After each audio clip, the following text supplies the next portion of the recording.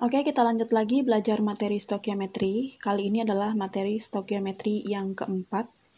Di materi stokiometri 4 ini, aku akan bahas tentang bagaimana cara menentukan kadar atau kemurnian unsur dalam cuplikan.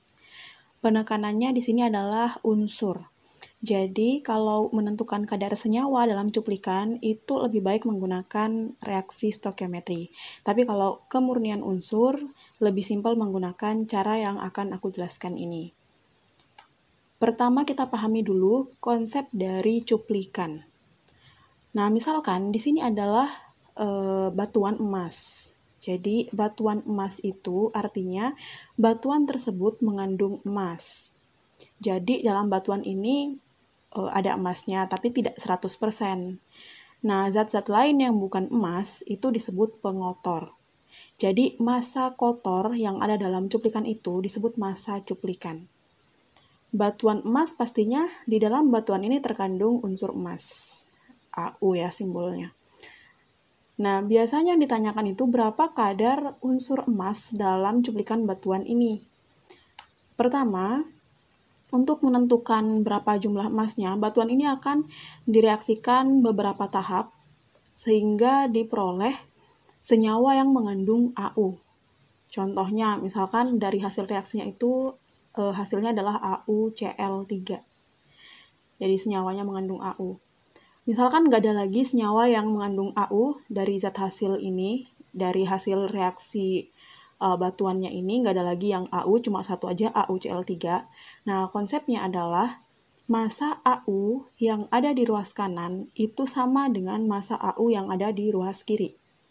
Konsepnya seperti itu. Kalau ada unsur yang direaksikan, kemudian menghasilkan senyawa yang mengandung unsur tersebut, maka massa unsur di ruas kiri sebelum direaksikan itu akan sama dengan massa unsur yang ada di ruas kanan. Jadi konsep yang pertama, massa unsur kiri sama dengan massa unsur kanan. Tapi kan biasanya yang diketahui itu massa senyawa ya, jadi massanya AuCl3-nya atau massanya CO2-nya. Tapi gimana caranya kita menentukan massa suatu unsur dalam senyawa? Pada contoh ini berarti massanya AU dalam AuCl3. Nah, untuk menentukan massa unsur dalam senyawa, kita bisa menggunakan rumus di sini massa unsur ini sama dengan AR-nya unsur tersebut dikali jumlah atom unsur dalam senyawanya, kemudian dibagi MR senyawa tempat unsur tersebut, kemudian dikali massa senyawa. Biasanya kalau massa tuh aku simbolkan pakai GR ya, gram senyawa. Nah, misalkan di sini ada senyawa A2B3. Nah, tapi yang ditanya itu massanya A, berarti massa zat A dalam A2B3 bisa dihitung menggunakan rumus AR-nya A, kemudian dikali jumlah atomnya A dalam senyawa A2B3, ini jumlah atomnya A adalah 2, berarti dikali 2, kemudian dibagi MR senyawa tempatnya A, berarti MR-nya A2B3, kemudian dikali massanya A2B3. Nah, kalau udah diketahui massa unsur dalam senyawanya, misalkan di sini udah diketahui massanya AU dalam AuCl3, massa AU dalam batuan awal itu sama. Nah, selanjutnya kita bisa menghitung berapa kadar AU dalam batuan ini.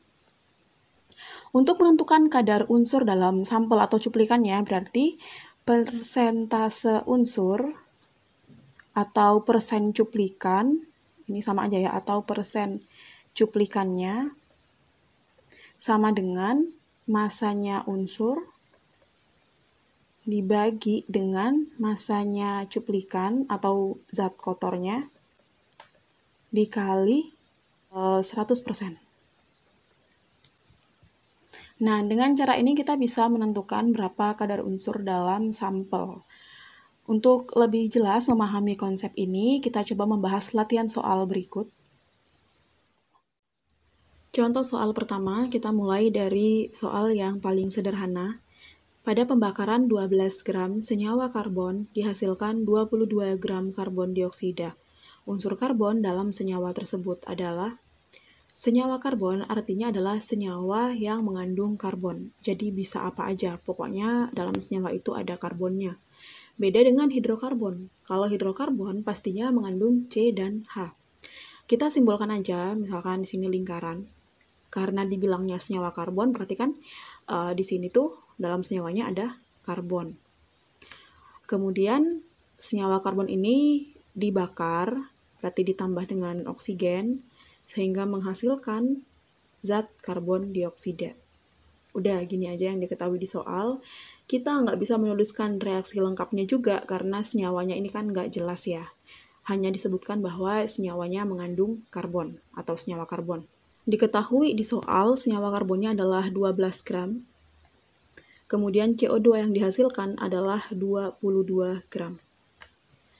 Karena yang ditanya persentase karbon dalam senyawa karbon yang awal, berarti rumus yang digunakan kita bisa pakai persentase C sama dengan masanya C dalam senyawa dibagi dengan masanya senyawa dikali 100%. Masalahnya di sini masanya C belum diketahui. Nah, kita bisa pakai konsep yang sudah kita pelajari bahwa massa unsur yang di sebelah kiri itu sama dengan massa unsur yang di sebelah kanan. Di kiri di sini kan ada C. Kemudian di kanan ada C dalam CO2. Nah, massa C dalam CO2 itu sama dengan massa C dalam senyawanya ini. Berarti pertama kita cari dulu berapa massa C dalam CO2. Massa C dalam CO2 sama dengan AR-nya C dikali jumlah atomnya C, kemudian dibagi MR-nya CO2 dikali masanya CO2. ARC diketahui 12, kemudian jumlah atom C dalam CO2 kan 1. Dibagi MrCO2, ini kalau ditotal 44, dikali massa CO2-nya yang dihasilkan adalah 22 gram. Ini bisa dicoret, kemudian 12 dibagi 2 sama dengan 6 gram. Jadi massa C dalam CO2 adalah 6 gram, begitu juga dengan massa C yang ada dalam senyawa yang awal tadi. Berarti kita udah bisa dapat persentase C-nya. Persentase C sama dengan gramnya C, ini 6 gram, kemudian gram senyawanya adalah 12 gram, dikali 100%, sama dengan 50%. Jadi jawabannya adalah yang C. Soal selanjutnya, secara teoritis banyaknya cuplikan dengan kadar belerang 80% yang dapat menghasilkan 8 gram SO3 adalah berapa gram ya? Yang ditanya adalah massa cuplikannya. Jadi kalau diilustrasikan, berarti di sini ada cuplikan, ini cuplikan belerang, di mana kadar cuplikan belerangnya ini adalah 80%. Berarti ditulis aja 80% belerang dalam satu cuplikan ini. Nah, yang dapat menghasilkan, berarti ini kalau direaksikan akan menghasilkan SO3 sebanyak 8 gram. Yang ditanya berapa massa cuplikan awalnya ini? Karena di sini dijelaskan bahwa kadarnya 80%, artinya jumlah belerang dalam cuplikan itu adalah 80%. Nah, kita cari tahu dulu, 80% belerang ini setara dengan berapa gram? Di ruas kanan ada belerang juga dalam SO3. Di sini kita bisa hitung massa dari S dalam SO3-nya. Berarti gramnya S sama dengan AR-nya S 32 dikali jumlah atom S dalam SO3-nya 1, kemudian dibagi MR dari SO3. Ini kalau di total 48 ditambah 32, berarti 80. Dikali massa SO3-nya 8 gram. Ini bisa dicoret, jadi massa S dalam SO3 adalah 3,2 gram. Karena massa unsur di kiri sama dengan massa unsur kanan, berarti massa S dalam cuplikan awal ini juga 3,2 gram S. Artinya, 80% S itu setara dengan 3,2 gram. Jadi kalau 3,2 gram ini 80%. Yang ditanyakan banyak cuplikannya, berarti yang ditanyakan adalah 100%-nya. Kita bisa pakai perbandingan, 80% ini sama dengan 3,2. Yang ditanya total cuplikannya, berarti 100%-nya. Ini sama dengan X. Jadi X sama dengan 100 per 80 dikali 32 kali 10 pangkat min 1. Ini bisa dicoret, kemudian 32 dibagi 84, 40 kali 10 pangkat min 1 sama dengan 4 gram. Jadi cuplikan belerangnya itu 4 gram. Kalau S-nya aja dalam cuplikan ini 3,2 gram, makanya di sini kadarnya 80%. Contoh soal terakhir, sebanyak 0,62 gram sampel deterjen yang mengandung fosfat dibakar dan ditambahkan HCl sehingga menjadi H3PO4. Semua fosfat diendapkan sebagai MgNH4PO46H2O dan diubah menjadi Mg2P2O7 dengan pemanasan. Bila Mg2P2O7 yang terbentuk adalah 0,222 gram, maka kadar fosfor dalam sampel deterjen adalah berapa persen? Sekilas ini soalnya lumayan panjang, tapi konsepnya sama ya. Kalau kita pakai konsep ini simple aja kok dikerjainnya. Pertama, di sini tuh dalam deterjen ada fosfat. Fosfat itu kan berarti PO4 ya, PO4 3-. Kita tulis saja PO4, ini adalah fosfat. Kemudian direaksikan beberapa tahap sehingga diperoleh hasil akhir yaitu Mg2P2O7.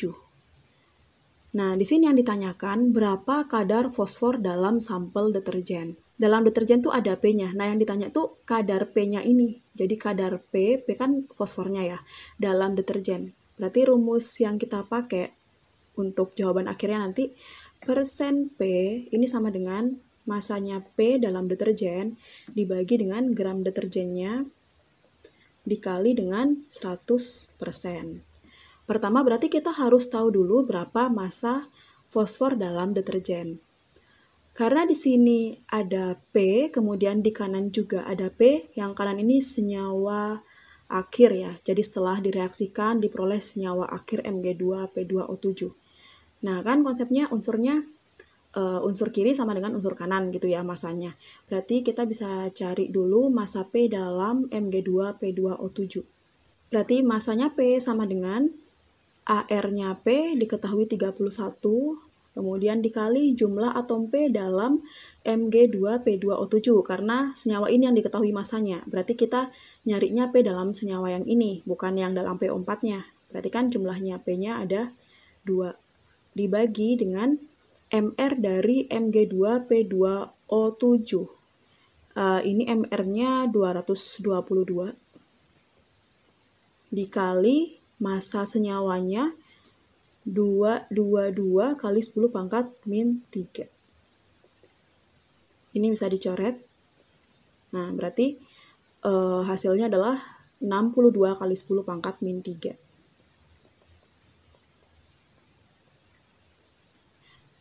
Oke, berarti P dalam deterjen awal yang ada fosfatnya ini juga sama, juga 62 kali 10 pangkat min 3. Terakhir kita hitung persentase P-nya, gram P 62 kali 10 pangkat min 3 dibagi gramnya deterjen. Soalnya kan ini yang ditanya adalah kadar P dalam sampel deterjen, berarti kita bagi dengan gramnya deterjen. Kalau yang ditanya kadar P dalam PO4, berarti kita bagi dengan gramnya PO4. Jadi perhatikan pertanyaannya. Nah, di sini gram deterjennya 0,62, berarti 62 kali 10 pangkat min 2 dikali 100%. Ini habis ya, dicoret. 10 pangkat min 3 dibagi 10 pangkat min 2, ini 10 pangkat min 1, kemudian dikali 100% sama dengan 10%. Jadi jawabannya adalah yang B.